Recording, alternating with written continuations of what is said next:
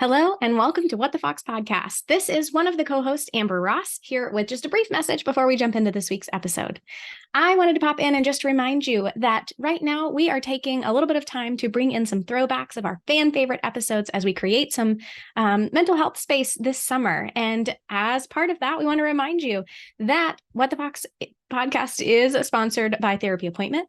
Therapy Appointment is a practical tool for starting, growing, and managing your practice built for therapists by therapists. And we are so grateful for their support. Also grateful to all of our wonderful listeners. And without further ado, please stay tuned for this week's throwback episode.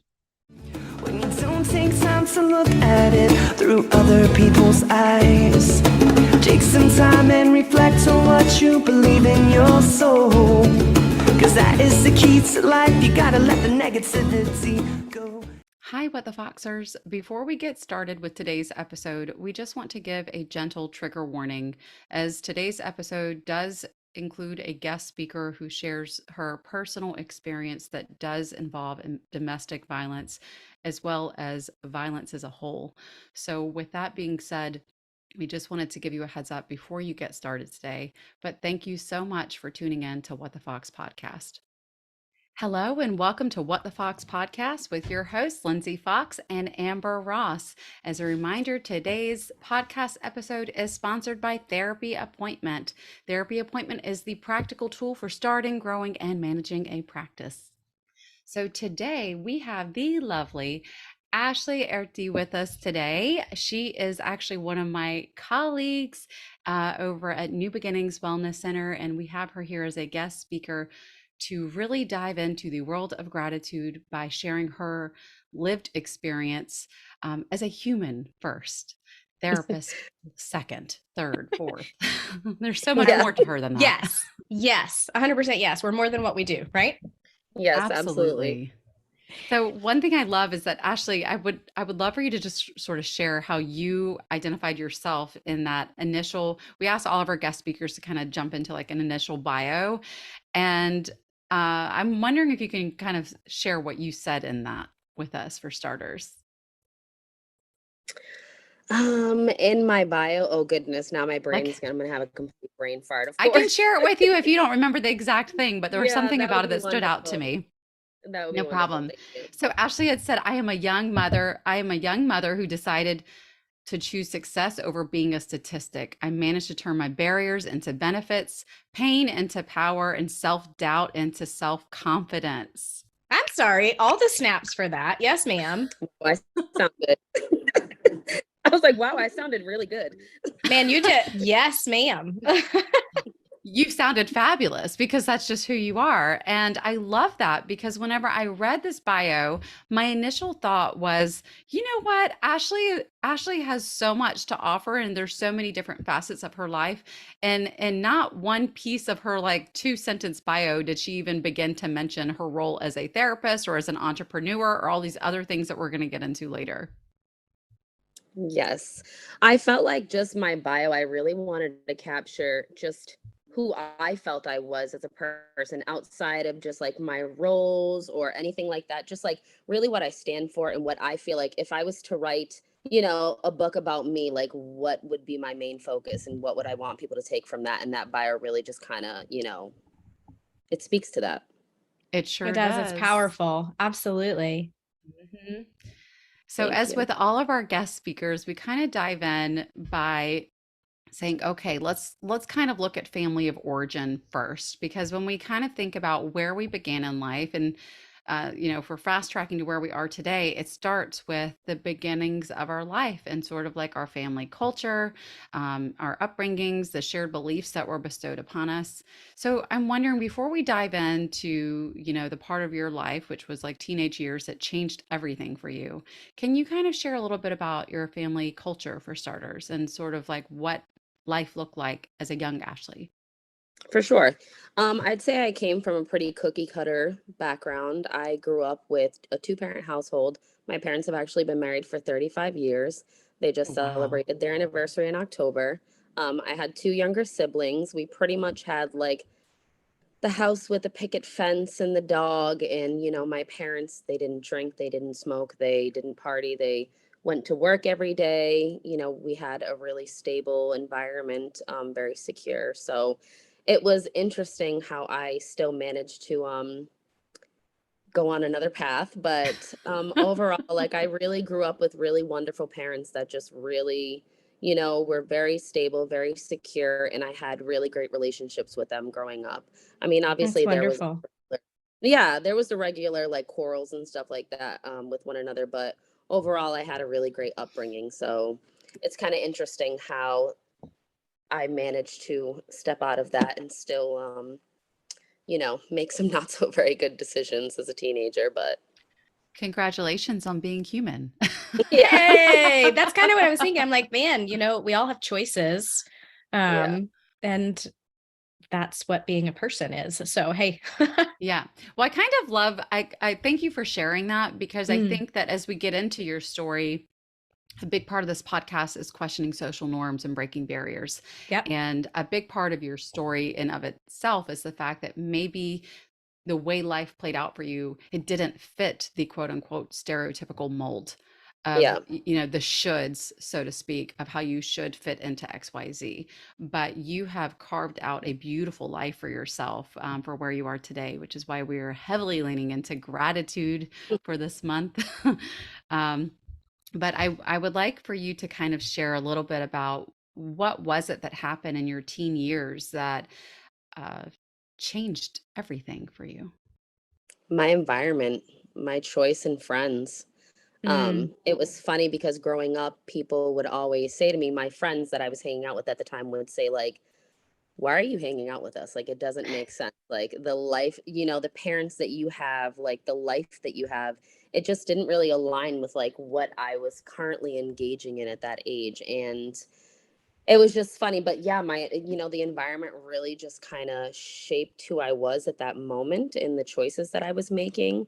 I Mhm. started running with, like, a troubled crowd. And, as a young teenager, you're really impressionable. And, I started mimicking and mirroring a lot of the behaviors that I was seeing my friends engage in. And that just really, like, I don't know, it launched me into this really awful downward spiral. I mean, thinking about who I was as a teenager in comparison to who I am now is like completely different. But obviously, yes, I'm a human and it's definitely shaped me and molded me into who I am today. But I mean, I was, I was smoking weed. I was getting suspended from school. I was arrested. I went to Wow. jail. As a teenager. As a wow. teenager, yeah, I went to jail. I was stealing cars. I mean, I was, Holy yeah. cow. Yeah, it's funny because I'm really transparent about these things now, because I think that when you get to a specific place in your life, people kind of like, have this idea about you that you're like, Mm. this untouched, amazing person, that everything was just so flawless and seamless. And they don't really understand, like, I was god awful back in the day. You know what I'm saying? Like, I was a terrible teenager. Yeah. So it's just, I share those experiences because it does make me more relatable, and helps people understand, like, yeah, you can still do all of these things and then still end up, growing and changing and, accomplishing all that you set out to. But yeah, I was a terrible teenager. I was constantly suspended and expelled from school for fighting. Oh, Um, wow. yeah, yep. I went to jail for 90 days when I was young. Yep. In a, what is 90 it? days? Yeah, as a Wow. teen. Yep. Yep. So that was an interesting time in my life, but I mean, I was like not doing my work. I was skipping class constantly. I mean, I was just, like I said, I was in a really bad downward spiral when I was younger, and it just led me to, being really like hypersexual and just being really promiscuous, which ultimately led to, me getting pregnant. Um, so yeah, Wow. that's how we got there. And well, you said that you were a young mother. So in your bio, so with that being said, how old were you when you got pregnant? I was 16. Wow. Yep. 16 and pregnant, Yep. trying to 16. So navigate I the have whole. to ask before we go to like that moment, and they may be connected. I am a huge proponent of like your past does not have to dictate your future and all that. So first of all, like congratulations on stepping out of that and making like using those pivotal moments and those setbacks to like lay the foundation for an incredible life. Thank you. Second of all, sitting in jail for that period of time, like what goes through your mind at like how old were you and what did that look like, feel like? I mean, that had to have been a shocking moment. To be frank, what I was thinking was, what the hell are you doing here, Ashlee? You do not belong here. That was probably one of the changing points in my life where I realized, like, this is not where you belong. Like, Mm, it was like that slap in the face, like, you didn't come from this broken home. Like, you have all these supports, you have these resources, you have this stability and security. What the hell are you doing? Like, you need to get yeah. it together and cut the nonsense out. And I mean, it was a Wow.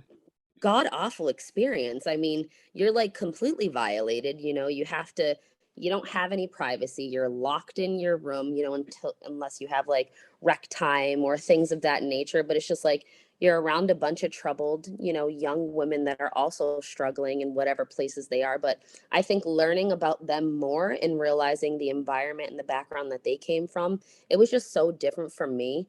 And it was just like, yeah, like I said, that was really just the moment where it was just a slap in the face for me, where I'm like, what are you doing? Like, you really Yeah. need to start making better choices, because I was young and I was taking risk. And, when you're young, like, you're not really calculating the consequences that can Mm-mm. come after that.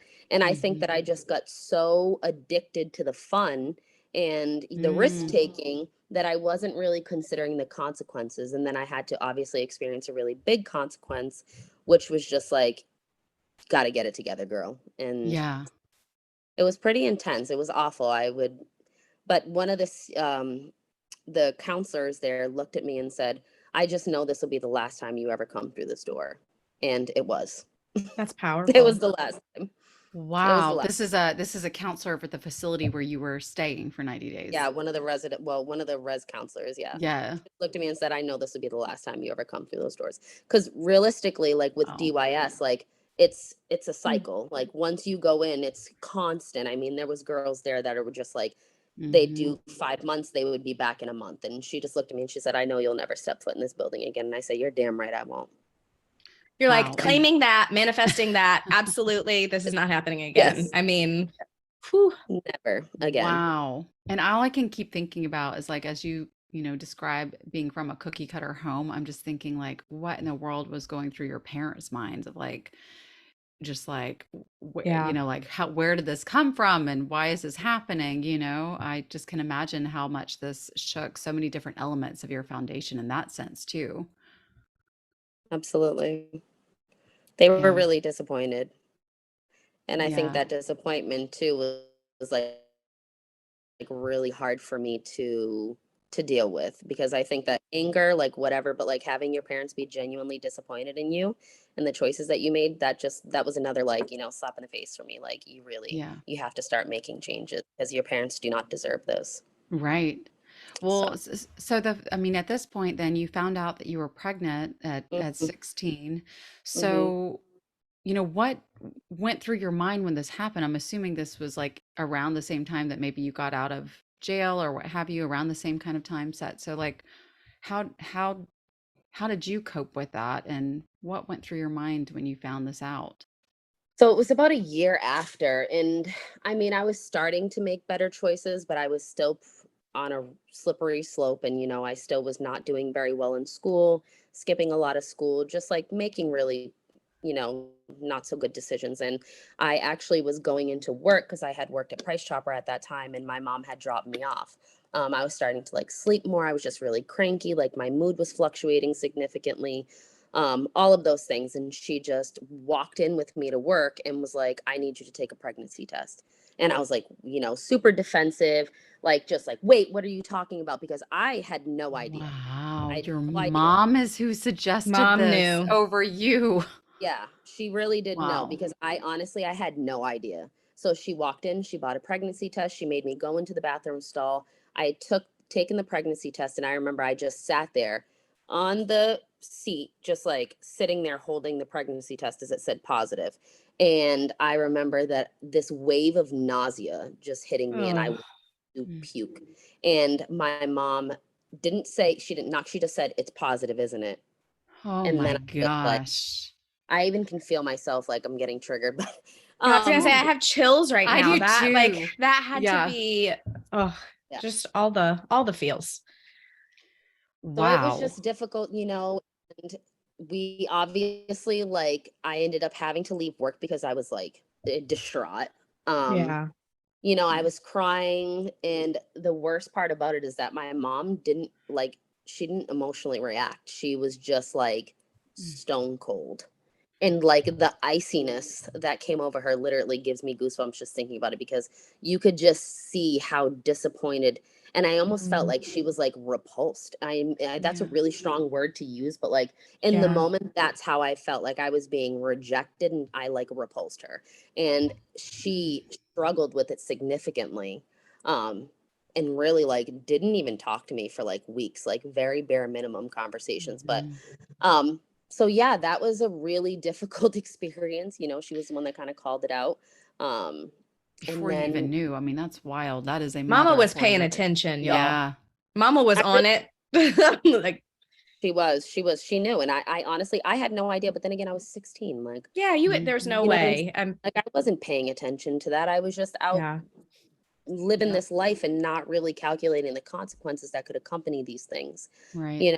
So yeah. Which, as we know, just as therapists, I mean, that's something that we speak with our teenagers about now, is just the fact that Mhm. like our brain is not fully developed at 16. You're not thinking about long-term consequences like that. Correct. And if you are having fleeting thoughts around it, it's like, oh, well, it's not going to happen to me. Yeah. I Correct. mean, That'll That, never happen. yeah. right. So you shared previously with, prior to recording it, there was actually a pretty pivotal moment that took place in your life while in high school, while pregnant. And it honestly seems like it was a game changer with how you chose to pivot everything about your mindset. What was Yeah. that situation? So, I mean, there was a few. I mean, obviously, like the moment that I got pregnant with my daughter, I instantly started making changes. Like, I just knew that, like, I did not want to be a statistic. And at that time, I had a lot of friends that were younger and they were having babies and or already had children. And just me Wow. being super transparent, I seen the way that they were parenting, and I just knew that that's not what I wanted to do. I didn't want grandparents that raised their child, their grandchild. I wanted to be invested. I wanted to be a hands-on good mom. And in Hmm. school, just constantly experiencing that doubt, like people were already projecting these doubts on me without even giving me a chance. And obviously, like statistically, you know what I'm saying? Like historically, that I can see Yeah. why those assumptions would be made, right? But it made me angry. It really Yeah. made me angry, because I felt like people decided who I was before I even had the chance to figure out who I was, and Yeah. that's not their right to do. Like that's Right. not their choice. 100%. And I had a teacher that was my shop teacher. I was in painting and decorating, and I mean, he treated me like crap. Like I remember I was standing there and he was like, "So everyone's saying you're pregnant, huh?" And I was I'm like, "Yeah." sorry. What? Yeah, it was he literally looked at me and was like, "So everyone's saying that you're pregnant, huh?" And I was just like, "I mean, not that that's any of your business or anyone else's, but yes, I am." And he was like, "Ugh, that's unfortunate. It'll just be another set of grandparents that have to raise a kid." And I was just like, Holy cow. The I don't know if nerve. it's probably not the appropriate platform to say what I said, but I said some Oh, not very. you can use this platform to say whatever the hell you want. I pretty much said like, "Well, you can go fuck yourself," in plain English. And I literally looked at him and I said, "Watch, I'll make sure you eat those goddamn words that come out of your mouth." And it kind of happened like that slander just continued throughout school. Like he would say, like, "This isn't even a place that you should be. You should be in Oh an my alternative school gosh. with the rest of the pregnant kid girls," and just like the slander just literally continued. Like he would belittle me, he would talk shit to me, like he would make passive aggressive comments. Oh um my he gosh. even said like, go ahead. No, just like my chest is getting tight. Like I'm feeling my blood boil as you even relive and recall these moments. Like, I'm Yeah, literally pissed off on your behalf for something that happened many years ago because that is complete and utter garbage. it was awful because I had some really great supportive teachers, and I'd like to speak about that in a second. But this teacher just like was just terrible to me. And I remember he stood there and he looked me dead in the face and said, graduation is next year and I doubt that you'll be there. And I was just like, like, go to hell. Yeah. But luckily I had a wonderful school adjustment counselor, Dee Anderson, that I loved that lady. She went to bat for me. She believed in me and just motivated me in ways that I couldn't even imagine. And if it wasn't for her, that journey would have been extremely difficult. Like, she went to bat for me. She was definitely that teacher that, when you think about, your younger years, like that teacher that just really stands out, or that educator that stands out to you. Yeah. And she's definitely that person. She's an amazing woman. And actually I seen her a couple years, like 2 years ago. And she had asked me what I was doing for work. And I said, I'm actually a therapist. And I want to thank you for motivating me, and you play a big part in the role that I'm in today. And she just started crying and hugging me and said, I never doubted you Oh, for a minute. I just needed to make sure that you believed it. So I get emotional oh. thinking about her because she just was like super impactful and important to me. But yeah, so Thank that was a God for moment. So people luckily like that. Like, yeah, honestly, props to all the people who spend time in education, who like breathe life and love and encouragement into youth. And I'm glad that someone like that was in your path, because if all you had to think about was the man who was being so demeaning and so derogatory, like, oh, it breaks my heart, but I'm so glad you had her. Thank you. yeah. If she happens to listen to this podcast, God bless you. Thank you. Yes. She is amazing. But luckily, that just motivated me. His doubt just really like motivated the shit out of Mm. me. And I just Yeah. refused to like conform to this image that he thought, that he conjured up of me. And I was just like, no, I'm going to be the exact opposite. So luckily I made it to graduation, and I graduated with all A's and B's in school. And before that I had a 12 in one Wow. of my classes, like 12, Oh, 34. I was failing everything, and I graduated with A's and B's. And he had to hand me my diploma, which was the oh my best moment goodness. of my life. So That's he karma walked up. working its magic right there. Yeah, it is. That was the universe that said, well, now you're going to really pay for this. And I walked over to him and he was like, here's your diploma. I'm happy that you made it. And I literally looked at him and I said, fuck you. And I walked away. And I walked away. That probably And felt amazing. it felt so good. And even better is that years later, I had seen him not that long ago after I had finished my master's degree. And I seen him in the grocery store. He's like, oh, hey, how are you? Like, trying to act, now that I'm like this career driven adult, now I get complete different, treatment. And he's like, what are you up to now? And I'm like, oh, I just finished grad school, my master's, blah, blah, blah. And the funniest part about it is that I now have a higher level of education than him, which is like, makes me feel even Wow. better, and I'm like, you doubted me and I surpassed you. Like, Oh, eat that. that's Such a good feeling. incredible. But yeah, that was one of those moments that really just like fueled my motivation, and Well, and it's instead a of testament to your willingness to dig your heels in, get the job done, and just refuse to take like his assessment as anything other than trash. for sure, I did not personalize that. And I just understood like whatever he was projecting onto me, that was his own shit to deal with. And it had Yeah. Yeah. to do with me, and it doesn't shape who I am. And Right. that right there, it just like really helped me understand that people are going to continue to project shit on you for the rest of your life. And like, it is your job not to personalize that and not to internalize that, because it's a reflection of them. It is not a reflection of me. So Absolutely. yeah. Yeah. I mean, but it's amazing to hear how, you want to talk about turning self-doubt into self-confidence. Yeah. You have this person who left an impression on you, and obviously not for the right reasons, but then it's like it motivated the hell out of you to keep going and to surpass any kind of, goal that you thought, or excuse me, limitation that you thought would be before you. So at some point you decided to go to undergrad, you went to college. What Hmm. did you end up getting your degree in? I honestly have no idea. I'm just very curious. Did you like, Psychology. I was gonna say, did you know you wanted to be a therapist at that point? Like, at what point did you know that's what you wanted to do? So funny story. When I was in seventh grade, I had a science teacher named Miss Cradler.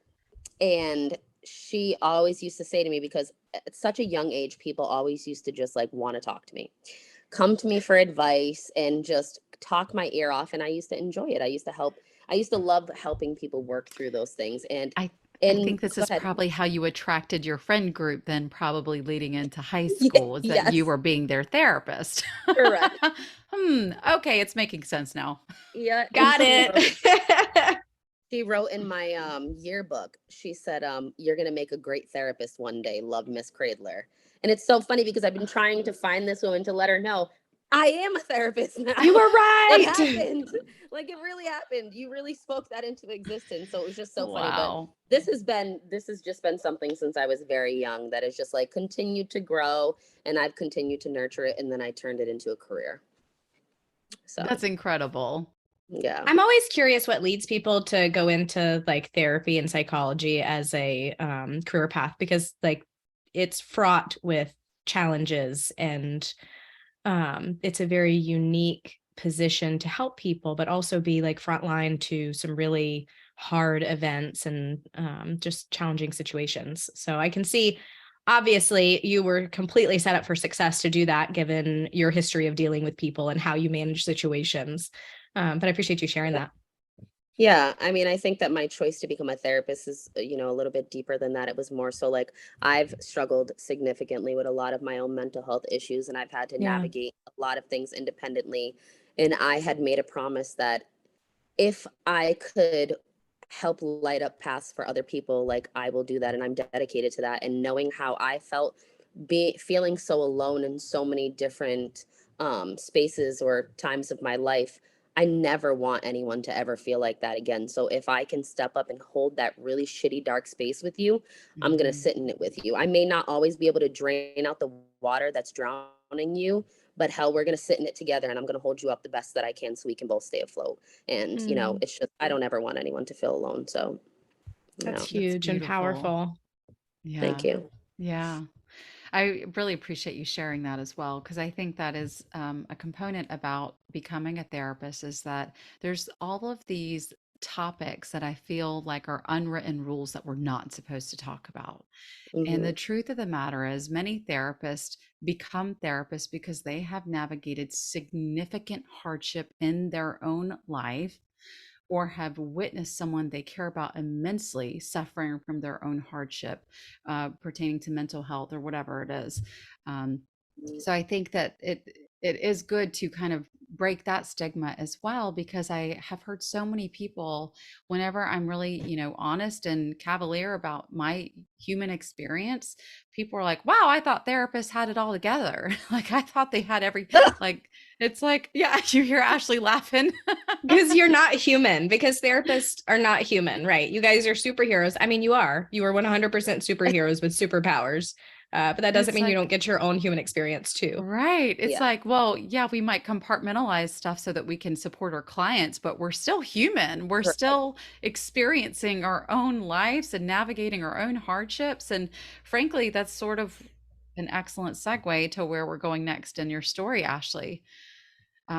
Because after you graduated with your degree in psychology and carried on with life, and you're raising your daughter, who is amazing, by the way.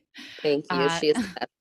oh my goodness, y'all's relationship is just it's very beautiful to witness and to watch. And those who get to know Ashley after this podcast episode will probably be privy to seeing that on her social media. So, Thank you. um, but with that, at some point you decided to go to grad school where you said like, yes, I definitely do want to become a therapist, and now I'm going to go to grad school and pursue things. And at this time in your life, you were also in a pretty serious relationship. Is that right? Correct. Yeah. Correct. And at some point, this relationship changed, and by that, I mean you can say as you will on that, but at some point, this relationship went from being what was perceived as healthy, safe, good relationship to not. Correct. We had, well, what I had thought was a really healthy relationship, but um, my significant other at the time was living a completely different life outside of the life that I thought we only shared together. Mm. And there was a lot of just like verbal abuse, in which he probably would gaslight me into trying to convince me that it wasn't abuse. But, looking back now, I obviously can recognize that that was really unhealthy and that was abusive. Lots of verbal abuse, but I, at that point, I craved that family dynamic I'm so s- significantly because being a young can single.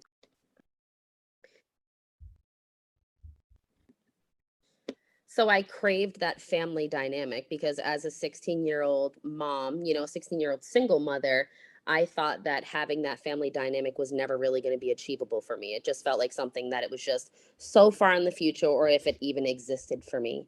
So when I did find that family setting with my, fiance at the time, he had a son, I had a daughter, and we were able to like blend our families together. And for a while it was a really beautiful experience. We traveled, we were like those cookie cutter people with like the matching pajamas on Christmas. We did all the Oh, fun hands-on things with our kids. And so I shaped my identity around just like being a mother and being a fiance. And mm, I craved that so much that it really just kept me in a really shitty situation because I felt like I may never get that again.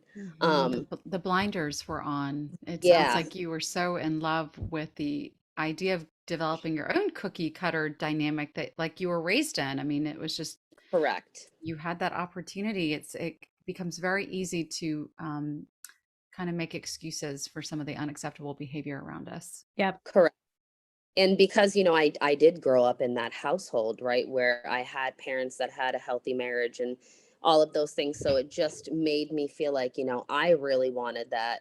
So again, I had the blinders on and I just stayed in a really shitty situation, and the verbal abuse was just like really significant. When we were good, we were great, but the moment that he Hmm. got angry or upset, I mean, the things that would come out of his mouth I probably wouldn't even share because they are so disgusting. Yeah. um Mm. but I'm just so like, sorry you went through that. no one will ever love you. That's why your daughter's father, he detested you so much that he couldn't even parent his own child because of you. Like, just like really demeaning things. And Wow. unfortunately, I did personalize those things and I internalized them How could you significantly. not, though? How could you not? Because when it's someone you love and Yeah. it's someone who you trust is who they say they are, and they Mhm. are saying these things, how can you not personalize those things? This is what makes Absolutely. abuse abuse. I mean, it's Yep. psychologically very damaging. And so in the Absolutely. middle of this, you're in grad school at the time that Correct. this is happening. So you're in grad school studying to learn how to become a therapist while being abused. Correct. I am in grad school full time. I am working two jobs, one full time, one part time, managing family household and experiencing, this level of abuse that at that time I didn't really label it as abuse. Yeah. I had convinced myself that I was deserving of that. And Mm. that this identity that this other person was shaping for me was really like my true identity. You know what Hmm. I'm saying? And that's when I just really started allowing it even more because I was convincing Yeah. myself that this is what I deserved. This was true. I was the one that was wrong. You know what I'm saying? Like, this is all I've ever really deserved. And then, like, chalking it up, like, well, Hmm. maybe you're paying for the things that you did in the past. And you were a 16-year-old Right. old mom and you did do all these things. So maybe this is the best that it'll ever get. And I Hmm. just Mm. allowed that continuously. And I had struggled with a lot of body image issues. And Hmm. I never like, I always used to be in like sweatpants and baggy clothing and everything like that. And I got to this place in our relationship where I wanted to take care of myself and I wanted to do better for myself. So I started losing weight. I started getting dressed up. I started doing all these things. And I remember one time for my birthday, I had put on a dress for the first time and I don't even know how long. And I was so excited to go into my bedroom because I was like, I look so amazing. Like, he's going to look at me and he's going to be like, you just look so beautiful. And I remember I walked into the room and Hmm. I stood there and he turned around and he just looked at me and said, how does this shirt look on me?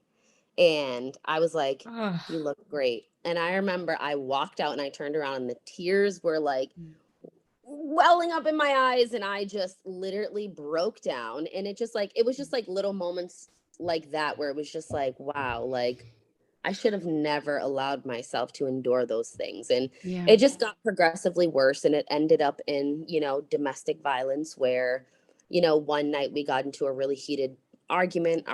Both of our kids were actually in the kitchen doing homework. We got into a really heated argument, which led to a physical altercation. He had shoved me. And then I had like shoved him back to say like, like, get the fuck off of me. Like, why are you pushing me? And then he ended up like shoving me in the corner, and he was like holding me and like slamming my head into the wall and like spewing really disgusting things like, you're a slut, you're a whore, no one's ever gonna love you, people are just gonna F you and leave you, like just really disgusting things. And, it just got really heated. And then he ended up punching me in my face twice. I actually had to see a plastic surgeon because they thought that he had knocked my eye out of the socket. So my face was like deformed for over a month. My eye was swollen shut. My nose was deformed.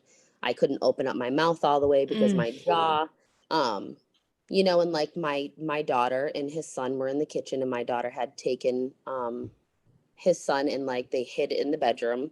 And my daughter will say like to this day, like yelling is a major trigger for her because she remembers how loud I was yelling, saying, please stop, our kids are in the other room, please stop, our kids are in the other room. So that's a hard subject for me, but so yeah, unfortunately it led there. And it happens so quickly and quietly, I want to say. And this is something that I thank you so much for being willing to share this part of your life with us so publicly, because this takes a lot of courage to be so open about.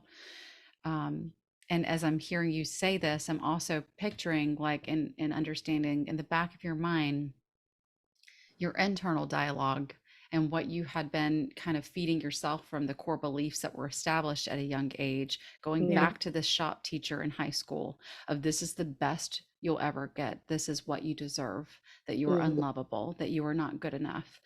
And these are the kind of moments that I hope that in today's episode we can highlight as these kind of moments where we don't realize how our words have a ripple effect and how damaging they can be, and the pain that it can cause and reinforce of people's existing traumas or hardships. You did not deserve that. No human being deserves that. And we haven't even got to the worst of your story, the worst part of your story.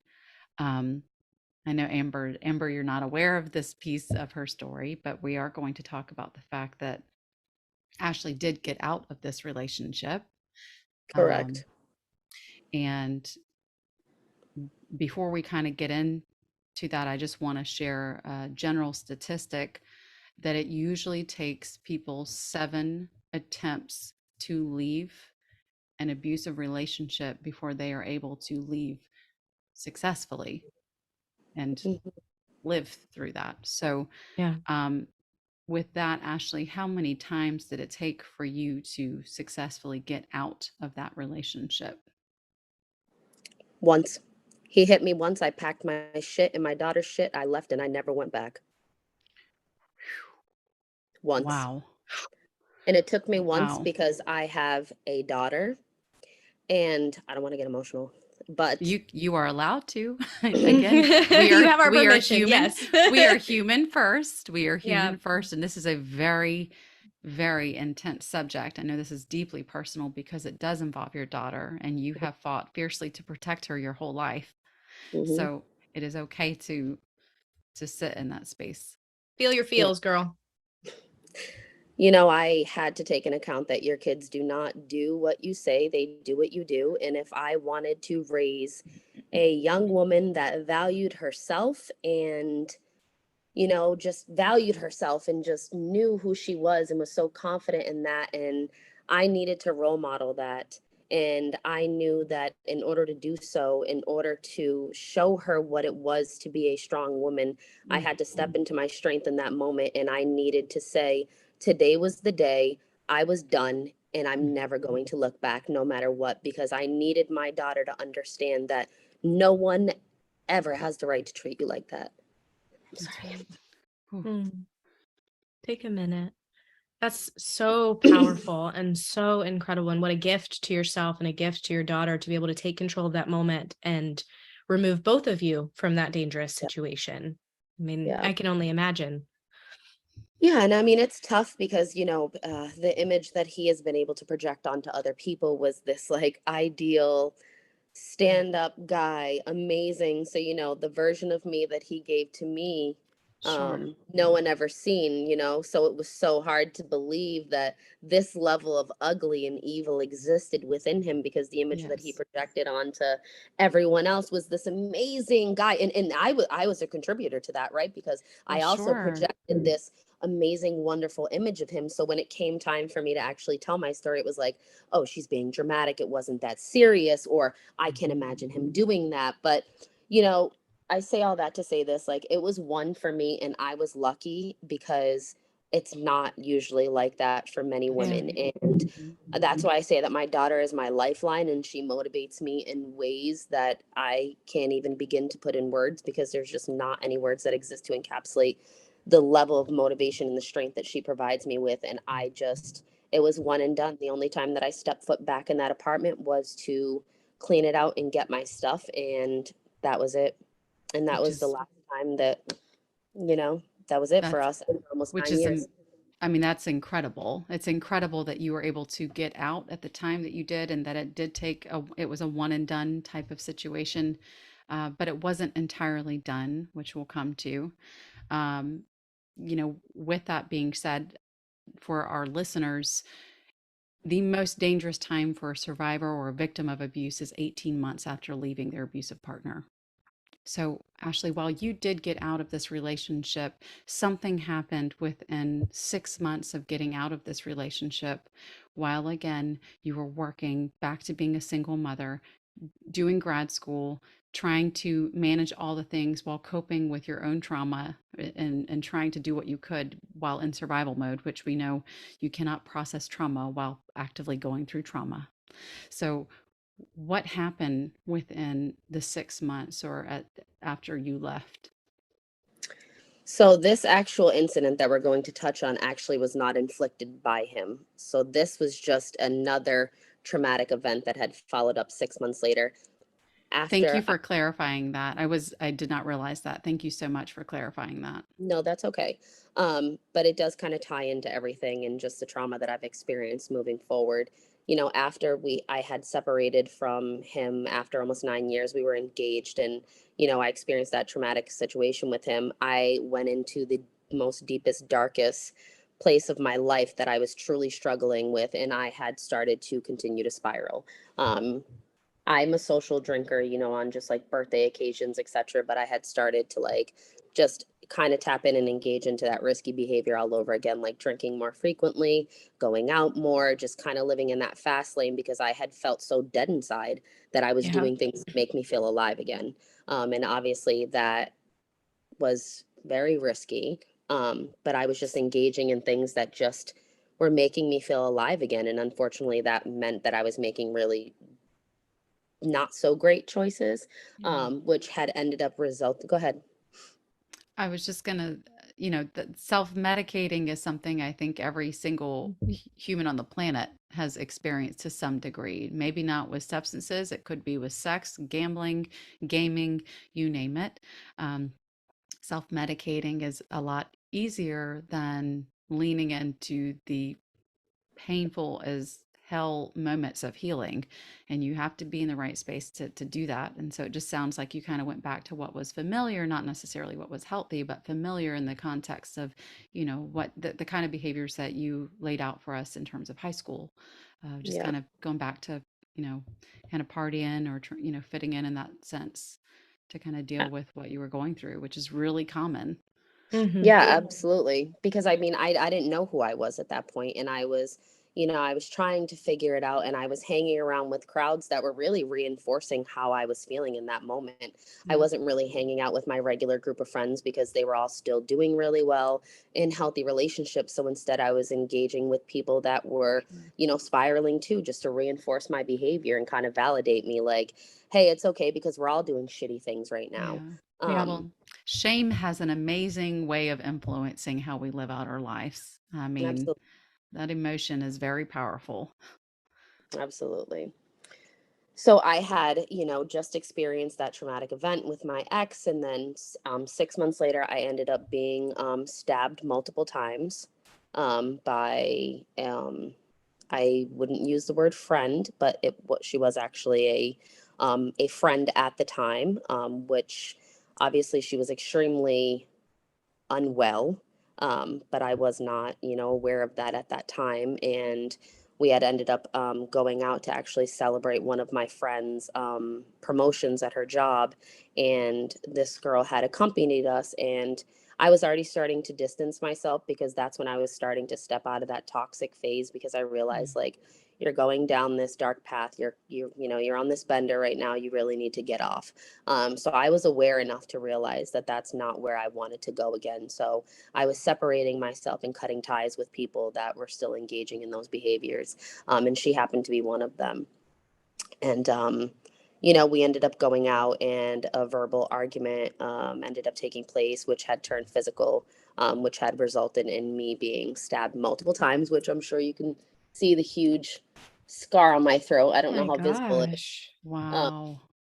On your But throat. You were stabbed in your throat and other places. correct. Twice on Oh, my throat and then once in my arm. The oh my large gosh. scar, and then I have a smaller one. She had hit my jugular. So I had 2 blood transfusions, 7 days in the trauma unit. My lungs collapsed while I was in surgery and I needed to be intubated because I was literally dying. So that was unfortunately another traumatic event that had taken place, all well, again, still in grad school, still working it was 2 full-time jobs at this point because I had to, support my daughter because I was no longer splitting or sharing a household with someone else. So all of this was still happening, at the same time. Um, and then I almost died.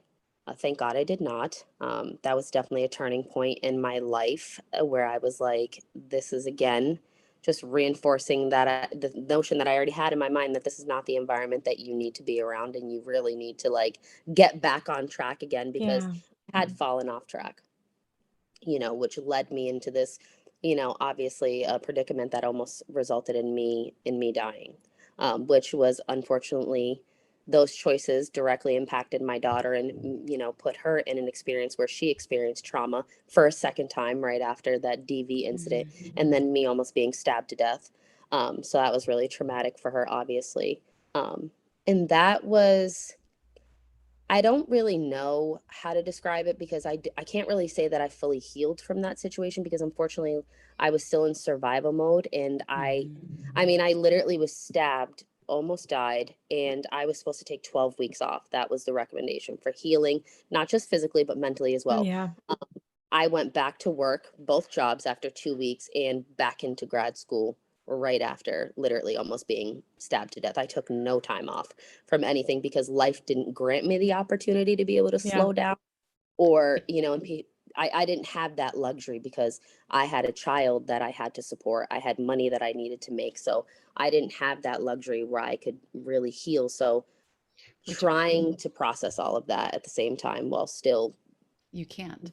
You just yeah, No, I mean, can't. it's You not simply possible. can't. And this is where, I will not get on a soapbox about this, but this ties into the very systemic issues that must change when it comes to our access to care for mental health, for physical health. I mean, that is absolutely unbelievable to think that here you are going through this near death experience. And because you have to make ends meet, you got to get back to work within 2 weeks. mhm. I mean, it's just you can't even begin to fathom that. I No, mean, absolutely not. there's so Yeah. you did it apparently, and I honestly feel like I met you not too soon thereafter because you had started a portion of internship or something within grad school. It was the same year. It was the same year that I started. So when I started at New Beginnings, it was the same year that that incident had taken place. Wow. So, yeah. So Wow. I'm going to ask a question. Let me figure out how to formulate it. How do you walk away from a near-death experience after 2 weeks, rejoin your 2 full-time jobs and caring for your child and finishing grad school and starting an internship? And like, how do you do that? What did that look like for you mentally, physically, emotionally? Like, you had to be thinking, of course, like, I just have to push through because I have to do the things.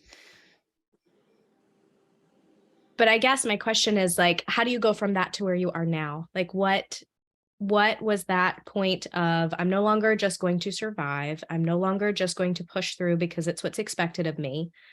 I'm going to thrive and create light for other people, because in that dark space, I don't see how you see that end point.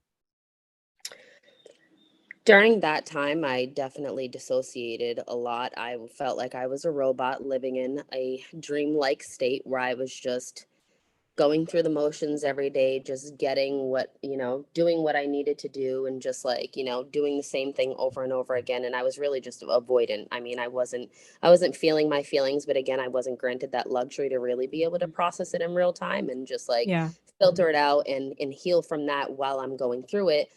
So I just put myself in this like robotic state where I was just pushing through and doing what I need to do. And it was at the time where I felt like I was so detached from reality that I was starting to sink into this depressive state where I was just isolating from everyone. I was just like doing what I need to do, but I wasn't hanging out with friends. I don't even really feel like I was being a present mom at that time either, because again, I just felt like I was so submerged into survival mode that I wasn't feeling anything. I was just trying to survive and get by.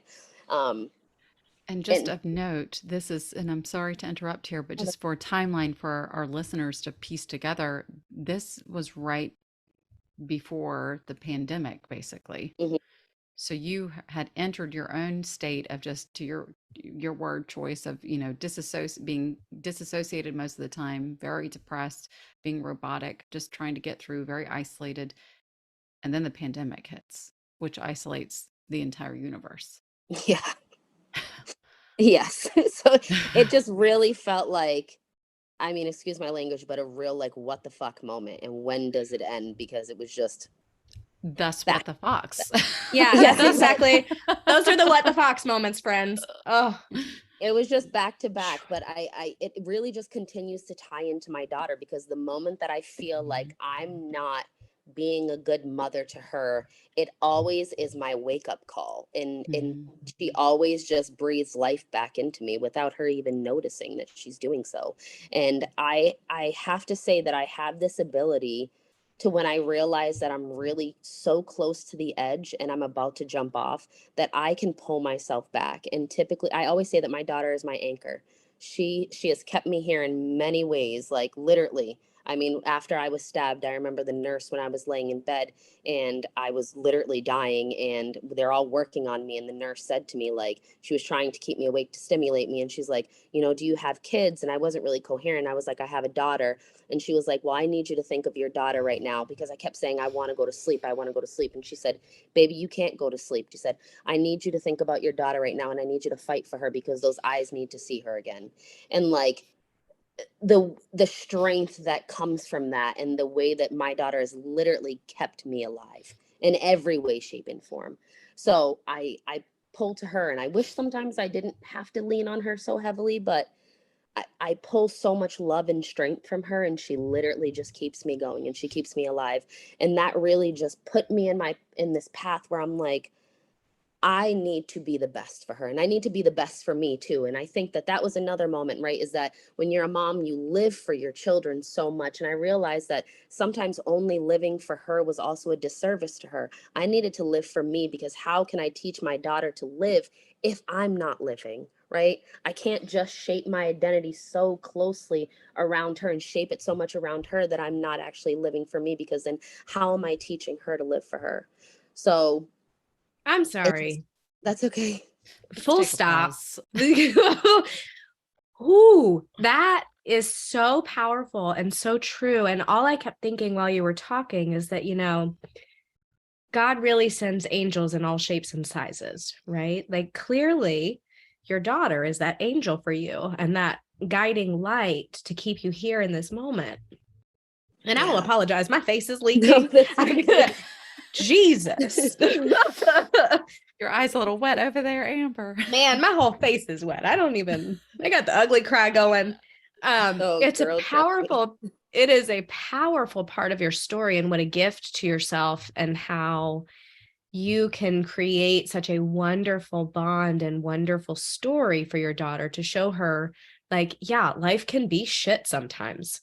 And yes, you can overcome that, and you can create something beautiful from whatever is going on around you. Because I mean, nothing about your story has been easy, despite the fact that you like to say you had a cookie cutter house and a cookie cutter Yeah. family and like all the things. Like, you have come up against some very large obstacles. And it's amazing to see the woman you are today, despite everything that has tried to derail you.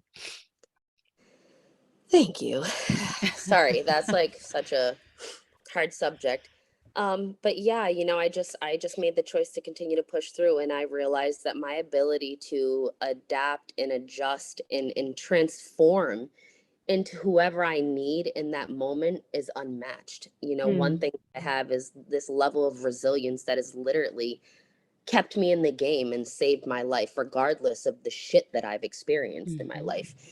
People will always say to me, like, well, how the hell did you get through it? And sometimes I can't really say that there's words to really capture how I did. I just decided that, like, I'm just going to get shit done no matter what. Like, I have to trust myself and trust my abilities and just push the fuck forward, because I can't throw in the towel. One, I can't throw in the towel for me, and I can't throw in the towel because I'm all she has. So if I throw in the towel, she got nothing. I feel like if we were to look up in the dictionary, do you remember in high school where you would like put people's pictures next to words in the dictionary? Maybe it was just me. If we were to look up like do the damn thing, I feel like your picture would be right next to that, because like at every stage you're just like, okay, this is not it. I got to make a change. I got to do the thing.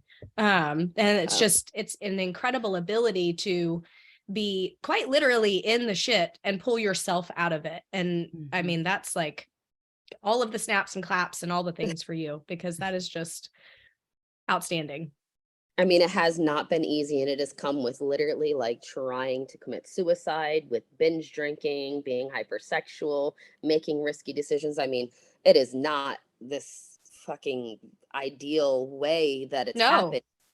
As a human, I've definitely done some really shitty things, but I've always been able to kind of circle back and just be like, this is not it for you, Ash. Like, this is not it for you. This is not it for G. My daughter's name's Gianna. I call her G, but like, this is just not it for us. And like, you have to do better. And I always wanted to be that role model for my daughter. And it's just always been able to that was the foot in my ass to like just get back on track. So, I mean, with all of that said, I still managed to do all these things, and I graduated from grad school, and I Yes, really, you did. yeah, I graduated from grad school. Thank God. That was hell too, but it was worth it in the end. Well, Go ahead. I'm so sorry about that. I was just thinking, like, on top of graduating, you've done so much more than just graduate. And I don't want to say just, as if that's like to simplify what grad school and your experience was like. But you didn't just graduate from grad school. You have now gone on to become a school adjustment counselor, to essentially become your own D. Anderson, who motivated you in your own high school experience. Yes. You are a therapist, a trauma-informed therapist, where we work at the same place, and a life coach. And I would say what I love most is this new venture that you're on, that I would love to dedicate some time in exploring and having you talk more about, which is, your role as the founder and owner of Extraordinary Women. What Yes. is that? Tell us all That is about my it. baby. That is my inclusive space for women to be unapologetically raw about their experiences as women in general. There were so many groups that were just like focused towards like a specific population, female entrepreneurs, or, motherhood or something like that. Like, no, fuck that shit. Like, let's talk about it all. Because at the end of the day, we're all united because we're women. And we have shared experiences, no matter what background we come from, what career path, what age we are united as one, and we share so much of the same shit. And I feel like as women, like, we're constantly filtering things out, or we just can't be unapologetically raw with the shit that we go through. And I needed that space. I needed to create it. I needed it for me. I know other women needed it. And I felt like it was my duty to make that Yeah. happen, and it's been, I mean, this is out of everything. And out of graduating from college and everything, like, this has been my favorite thing so far.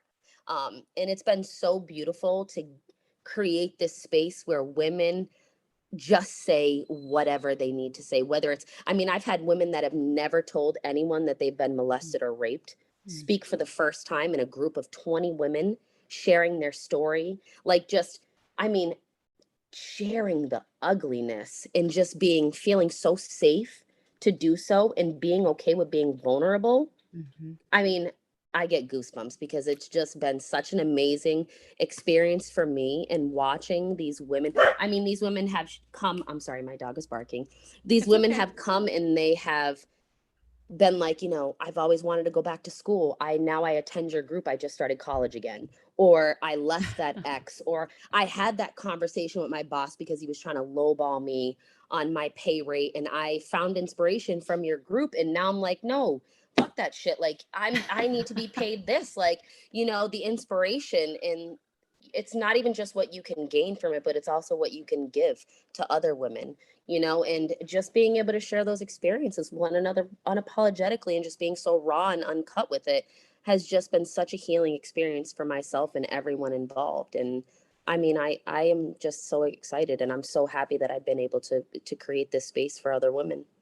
I absolutely love that. And my favorite part about you sharing that is how much you lit up as soon as you started talking about it. Like, we've been You talking for did. almost an hour now. And like, I just physically saw the energy like whoosh Mhm. out from you as you started talking about this project and what it Yeah. means to you and what it means to the community of women who get to participate. Um, that is extraordinary. I would love to know, and I'm sure the listeners would love to know, how do you plug into this community? What does that look like?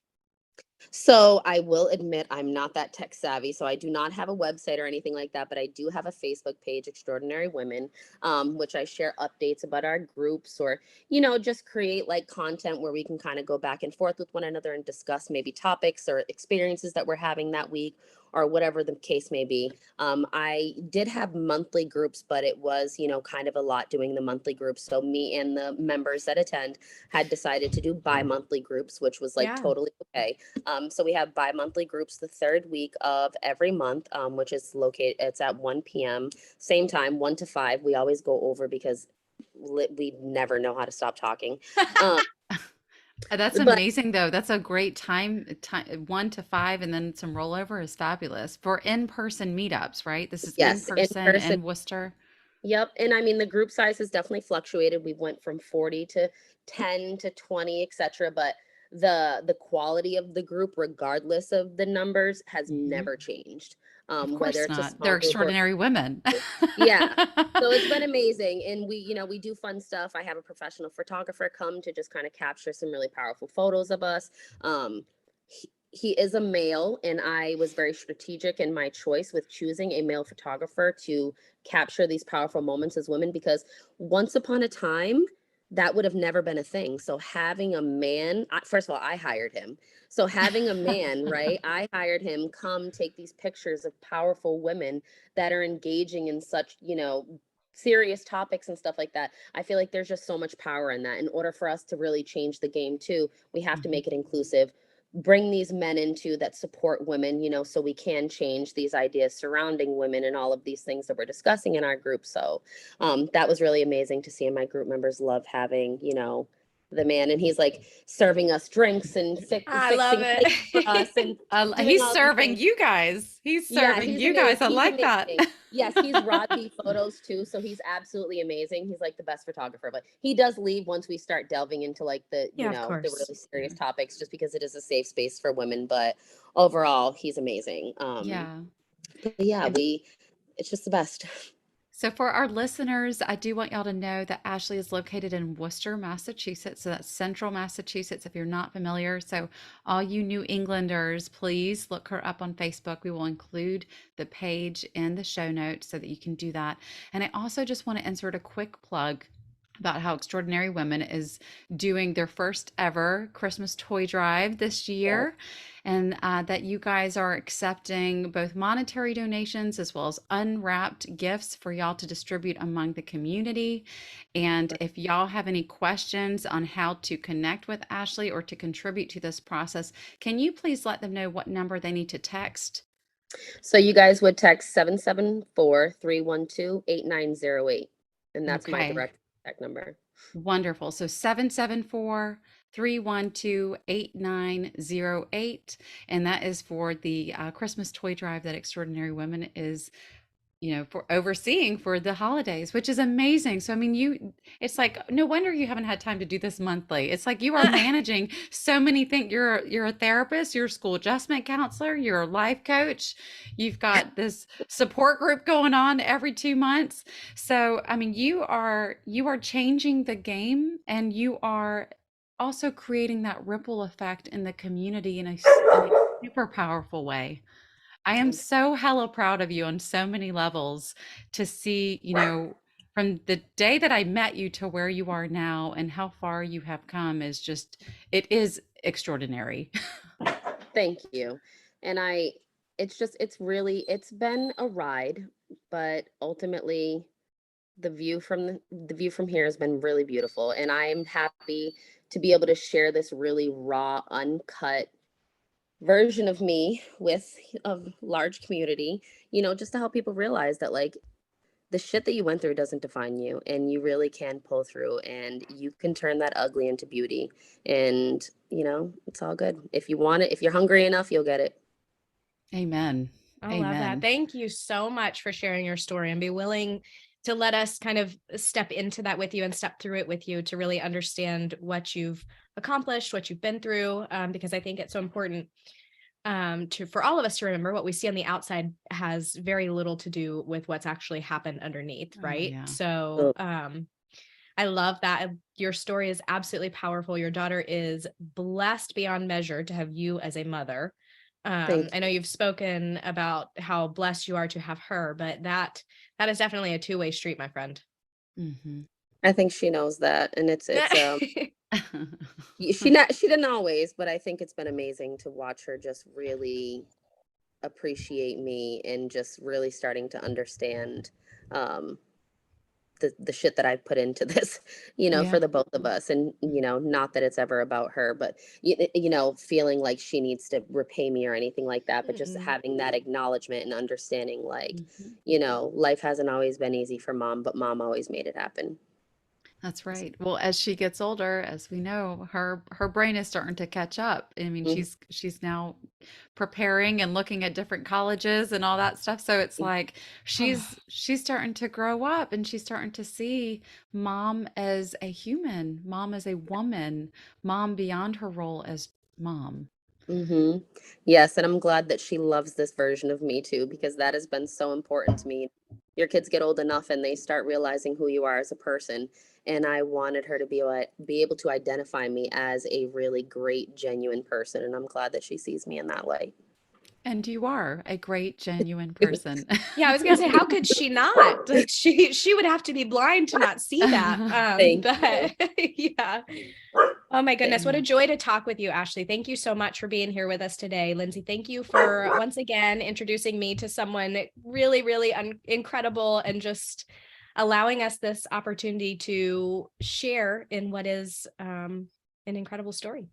Yes, absolutely. So thank you to all of our listeners to tuning in. If you want to get to know Ashlee and her organization a little bit more in depth, remember to check out the show notes. If you like today's episode, don't forget to click follow and subscribe on YouTube, Spotify, Apple, wherever it is that you listen to podcasts.